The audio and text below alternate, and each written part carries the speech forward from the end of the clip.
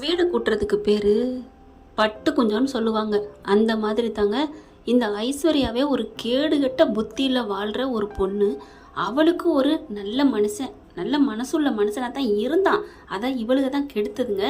அப்படிப்பட்ட நல்ல மனுஷனோட டூயட் பாடுற அளவுக்கு ஒரு மியூசிக்காக போட்டாங்க பாருங்கள் இந்த ப்ரொமோவில்.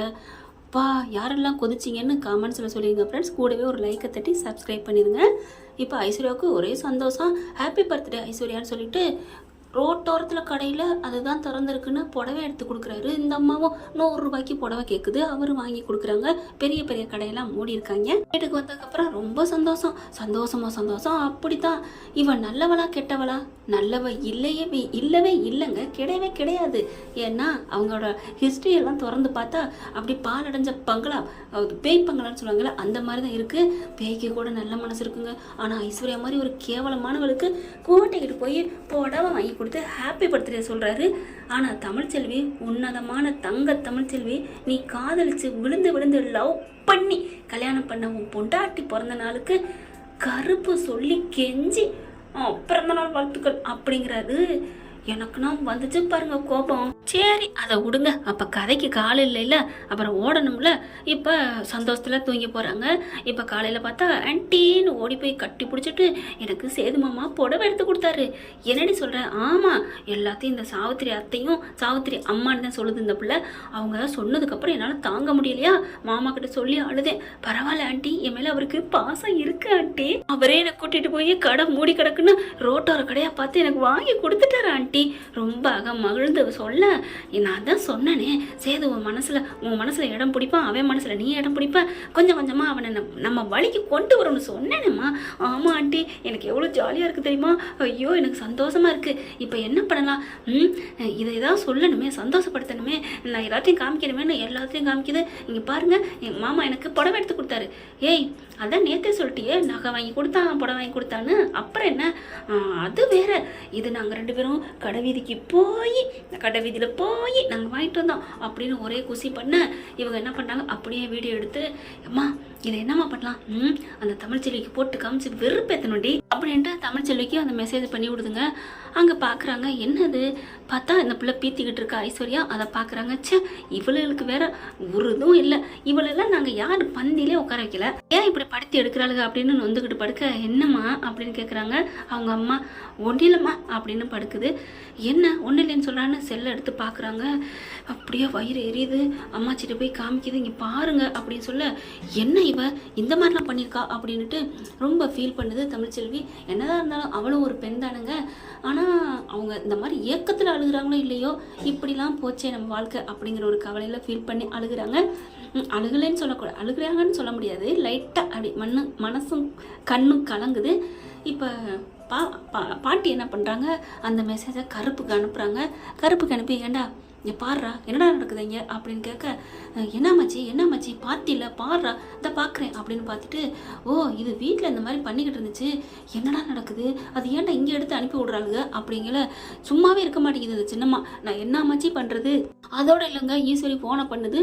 தமிழே ஃபோட்டோ வீடியோ பார்த்தியா, இங்கே பாருங்க, இந்த மாதிரிலாம் நான் உங்களை செய்ய சொன்னேன்னா, நான் கேட்டேன்னா, நான் தான் உங்கள் சங்காத்தமே வேணாம், நீங்கள் வந்து கிடக்குறேன்ல. இல்லையே தமிழ், நேற்று வீடு தேடிலாம் வந்தில்ல, மாட்டேன் வேணாம் அந்த வீடேன்ட்டு போனவ இந்த பக்கத்து உன் மூச்சு காத்தா அது படலாமா, நீ அப்படி பண்ணிட்ட, அதனால தான் பத்தில இங்கே பார், என்ன பகைச்சிக்கிட்டு நீ வாழ முடியுமா என்ன? என் கோட்டையை நீ தகர்த்து எரிஞ்ச பார்த்தடி. ஆனால் நான் விட்டேன்னா உன்னை வேரோட புடுங்கி எரிஞ்சல்ல. எங்களையா நீ வந்து கார் செட்டுக்கு அனுப்புன, அப்போவே வம்மம் வச்சண்டி. என் பிள்ளைக்கு எவ்வளோ இடைஞ்சல் பண்ணிக்க, ஏதோ தெரியாமல் உன்னை வந்து தொட்டுக்கிட்டான், அதுக்கு என்ன ஆட்டம் ஆடினேன், ஏதோ பெரியப்பாவை கோவத்தில் கை வச்சேன், அதை நீ என்ன ஆட்டம் போட்ட அப்படின்னு பொய் மேலே பொய்யா அடுக்கிறாளுங்க. பார், இப்பவும் சொல்கிறேன் எப்பவும் சொல்கிறேன், என் புள்ள சேது ஏன் கண்ட்ரோல் இருக்கான். அவனை நீ ஒரு முடியை கூட அசைக்க முடியாது, ஒன்றும் பண்ண முடியாது.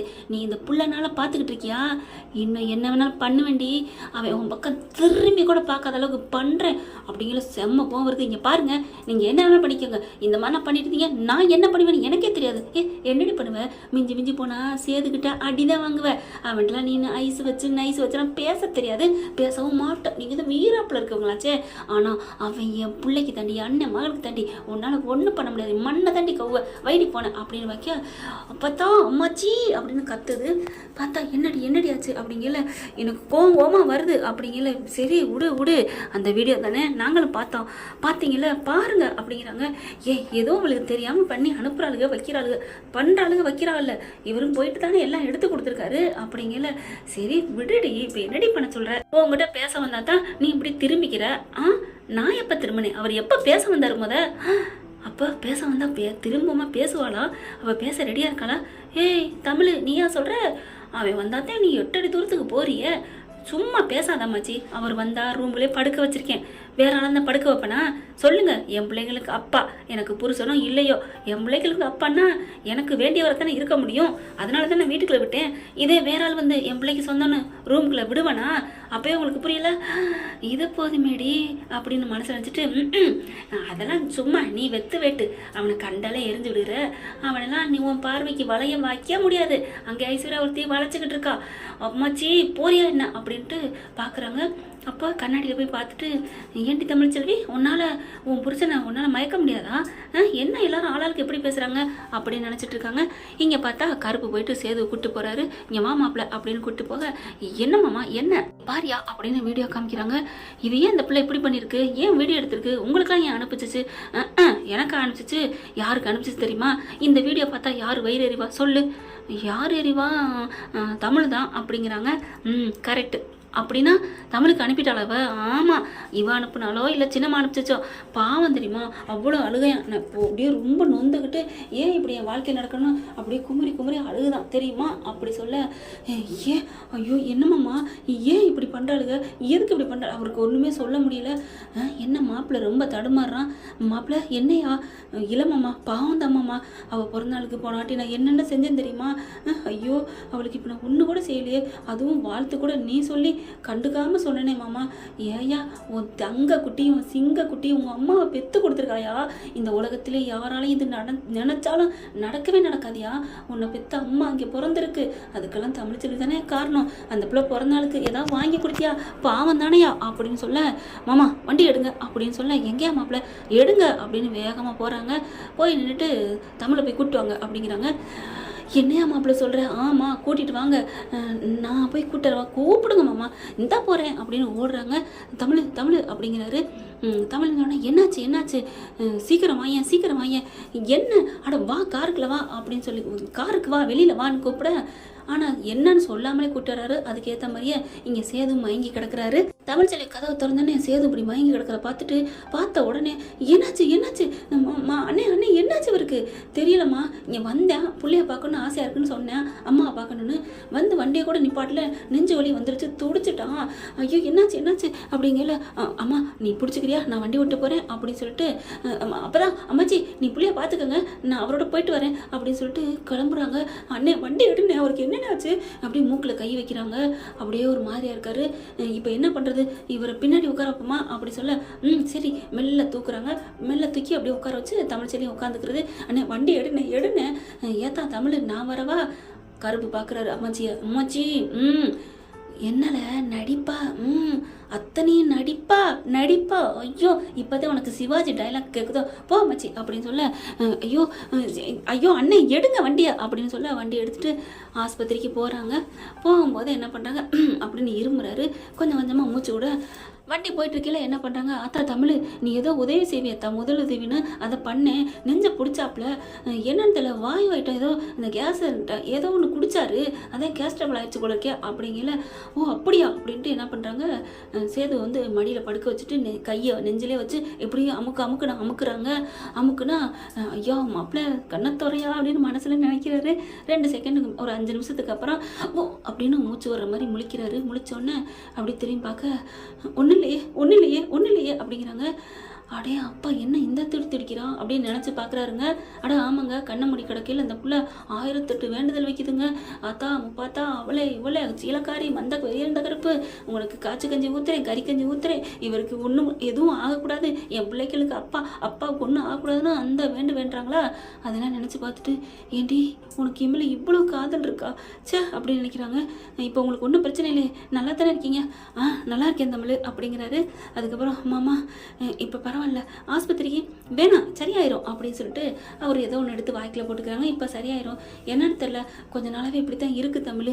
ஏன் இப்போ நாங்கள் இருக்கிற கண்டு சரியாக போச்சு. அதாம்மா தமிழ், அங்கே யாரும் பார்க்குறதில்ல. ஐஸ்வர்யா அது வாட்டுக்கு கொரட்டை விட்டு தூங்குது. மாப்பிள்ளைக்கு என்ன ஆகுதுன்னே தெரியல தமிழ் அப்படிங்கிறாங்க. மாமா அண்ணே நீங்கள் பார்த்துக்கங்கண்ணே அப்படிங்கிறாங்க. நான் பார்த்துக்கிட்டு தான் அத்தா இருக்கேன், எனக்கும் தூக்கம் வந்துட்டா நான் என்ன பண்ண முடியும் அப்படின்னு சொல்கிறாங்க. அதுக்கப்புறம் ஒரு கோயில் வருது. அத்தா கோயில் வந்துருச்சு, அப்படியே போய் கும்பிட்டு போயிடலாமா? சரிங்கண்ணே அப்படின்னு மெல்ல மெல்ல அப்படின்னு கையை பிடிச்சி இறக்குறாங்க. நீ போமா, போயிட்டு அர்ச்சனை தட்டை தான் வாங்கிட்டு வா. சரிண்ணே பார்த்துக்கங்க அவரை அப்படின்ட்டு போக, யோ போயிடுச்சியா கண்ணை தோற போயிட்டாளா மாமா அப்படின்னு சொல்ல, எப்படி அந்த ஐடியா? நான் கூப்பிட்டா அவள் வந்துட போகிறாளா, அவள் கோச்சிட்டு இருப்பா, அவள் தான் திமிரு பிடிச்சாளாச்சே. மாப்பிள்ளை அப்படிலாம் சொல்லாத மாப்பிள்ளை, அவகிட்ட நேர்மை இருக்குது, சரி விடு ஆரம்பிச்சிடாத பஞ்சாங்கத்தை அப்படின்ட்டு தேர்ந்து என்ன பண்ணுறாரு, போயிட்டு போகுது பாவமாக தான் இருந்துச்சு. நீ என்ன தர்மம் போடுறியா போயிட்டு போகுதுங்கிறதுக்கு? உன் பொண்டாட்டி மாப்பிள்ளை லவ் பண்ண பொண்டாட்டி, சரி சரி விடுமாம்மா இதில் என்ன இருக்குது அப்படின்னு சொல்லிட்டு ரெடியாக நிற்கிறாங்களா. ஐயோ மாப்பிள்ளை தங்கச்சி வரா அப்படின்னு தோளில் சாஞ்சாக்கில் நிற்க கூடையோடு வர்றாங்க. அர்ச்சனை கூடையோட பார்க்குறாரு. பார்த்தோன்னே என்னாச்சு என்ன ஏதோ பேசினாரா அப்படின்னு லைட்டாக அவங்களுக்கு தெரிஞ்சிருது. ஆகா கண்டுபிடிச்சிட்டாலே குள்ள கத்திரிக்கா அப்படின்னு சேது நினைக்கிறாரு. அதுக்கப்புறம் அண்ணே வாண்ணே நம்ம உள்ளுக்குள்ளே போய் சாமி கும்பிடலாம். சரிதா வா, அவரை தூக்கி கைத்தாங்களா கூட்டிகிட்டு வரீங்களா? ரொம்ப இதாகுது, நீ கையை பிடிச்சிக்கோ. அண்ணே அப்போ ரொம்ப முடியலன்னா ஆஸ்பத்திரிக்கு போவோம். இல்லை தமிழ் அப்படின்னு கொஞ்சம் எந்திரிக்கிறாரு. பரவாயில்ல எனக்கு இப்போ பரவாயில்ல, நெஞ்சு ஃப்ரீ ஆயிடுச்சு, நான் இந்த இது சாப்பிட்டேன்ல எனக்கு சரியாயிடுச்சு அப்படிங்கிறாங்க. ஆத்தா புடி என்னண்ணே? ஐயோ சாவியை வச்சுட்டேன், அப்புறம் எவனா தூக்கிட்டு போயிடுவாங்க. சரிண்ணே போங்க. நான் வருவேண்ணா, சீக்கிரம் வாங்கினே, வர்றேன் அப்படின்ட்டு போகிறவர், நீ கனவுகிட்டே இரு, நான் எப்படி வருவேன்? நீங்கள் 2 பேரும் உள்ளக்க போயிட்டு மாப்பிள்ளை என்னென்ன பண்ண போகிறாரோ, கடவுளே நீ தான் என் மாப்பிள்ளை மனசில் நல்ல விதைக்கணும் அப்படின்னு இவர் வேண்டிக்கிட்டு இருக்க. இங்கே நம்ம ஆள் என்ன பண்ணுறாரு, அப்படியே தோளில் பிடிச்சி கெஞ்சி நடக்கிறாரு. பரவாயில்ல இப்போ ஒன்றும் இல்லையே, ஒன்றும் பிரச்சனை இல்லையே, ஒன்றும் இல்லை தமிழ் ஒன்றும் இல்லை அப்படின்னு மெல்ல படியில் ஏறுறாங்க. அதாவது கோயில் படியில் ஏறும்போதே வேணுக்குன்னே ஒரு விரலை மட்டும் மேலே படியில் வைக்கிறாரு. சடக்குன்னு தடுக்கி விட, உண்மையாக இருக்கணுமா ரியாலிட்டியாக இருக்கணும்ட்டு ஒரு விரலை வச்சா படக்குன்னு நிஜமாவே விழுகிறாரு. அவரோட பெரு விரல் வலிக்குதுங்க அவருக்கும். அம்மா அப்படின்னு கத்துறாங்க. என்னாச்சு? கீழே விழுக அப்படின்னு தாங்கி பிடிக்கிறாங்க. சாரி தமிழ் மன்னிச்சுக்கோ, பரவாயில்ல இருக்கட்டும் அப்படின்னு கண்ணையும் பார்த்துக்கிறாங்க. என்னது இந்த மனுஷன் நம்ம மேலே இவ்வளோ பாசமாக இருக்காரு அப்படின்னு நினைக்கிறாங்க. அதே மாதிரி சேதுவும் ரொம்ப நல்லவளாக இருக்காளே, நமக்கா எவ்வளோ துடிக்கிறா அப்படின்னு நினைக்கிறாங்க. சரி வாங்க அப்படின்னு சொல்லிட்டு போகையிலே, இன்னும் கொஞ்சம் நேரம் கடவுளை பார்க்குறதுக்கு முன்னாடி இவ்வளோ கொஞ்சம் தரிசிக்கணுமே நம்ம பொண்டாட்டிய அப்படின்ட்டு அடுத்த கால் எடுத்து வைக்கல, அப்படியே அம்மான்னு விழுகிறாங்க. விழுந்ததையோட இவங்களை சேர்ந்து பிடிச்சி தாங்கி பிடிச்சி அப்படியே விழுகிறாங்க 2 பேரும். கருப்பு இங்கேருந்து பார்த்துட்டு, ஐயோ ஜாலி தங்கச்சி மாப்பிள்ளை என்ஜாய் பண்ணுங்க அப்படின்னு அவர் உள்ளர நிற்க, இவங்க அப்படி பிடிச்சி தாங்கினாக்கல அப்படின்னு வந்து பார்க்குறாங்க. அண்ணே எங்கே இருக்கீங்க அப்படின்ட்டு, நான் இங்கே இல்லை அப்படின்னு சொல்ல போகிறாரு. டக்குன்னு தாவாயை முடிக்கிறாங்க. நீங்கள் தானே போயிட்டு வாங்க. ஆமாம் எங்கே போனீங்கன்னு தங்கச்சி கேட்பாளே, என்ன சொல்கிறது?